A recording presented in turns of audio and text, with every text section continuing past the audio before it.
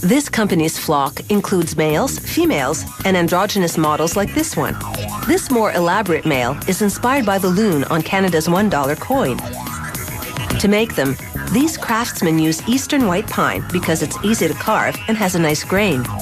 First, a machine shapes a 5-centimeter thick slab. They cut the slab lengthwise. They'll use 4 to 6 of these smaller pieces to make most of the duck's body. The birds range in size, from baby ducks just 10 centimeters long to Canada geese at more than half a meter long.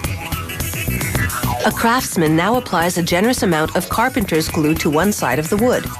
Using a lot ensures a strong bond and prevents splitting later on.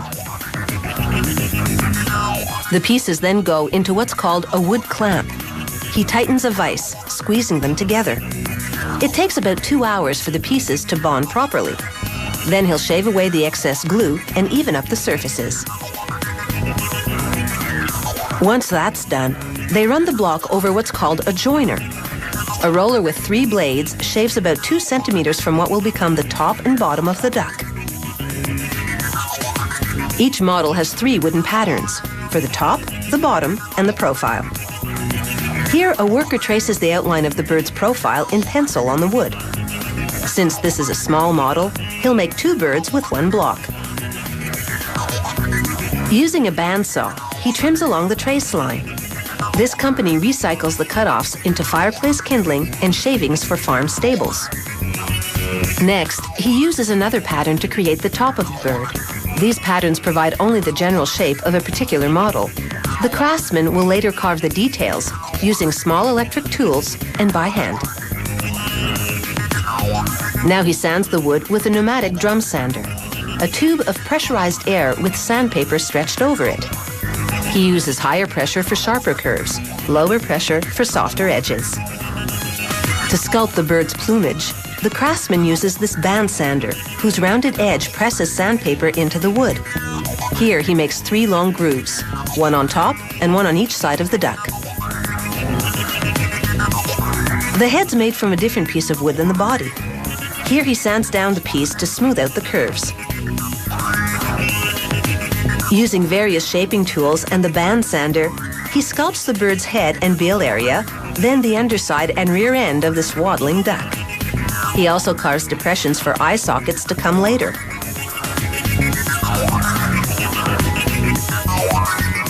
Here, he puts glue on the neck to attach it to the rest of the body. Using a nail gun, he reinforces the area with 2 nails on each side. To hide the nails and smooth out the neck, the craftsman uses wood putty. Once it dries, he'll sand it smooth. Next, he tints the duckbill using an orange wood stain. Then a forest green stain to tint the head and neck areas. Males have colorful feathers to better attract mates. Females have more neutral colors to blend into their surroundings and protect their ducklings. The craftsman covers the duck's lower body with a clear wood stain. This way, the natural grain of the wood shows through. The front gets a clear but darker stain to mark the chest. And darker stain also highlights the plumage in the long grooves. Then some green accents for the feathers on the sides in the back. Next, 2 coats of white paint to mark the duck's collar. Then he glues plastic eyes in the eye sockets.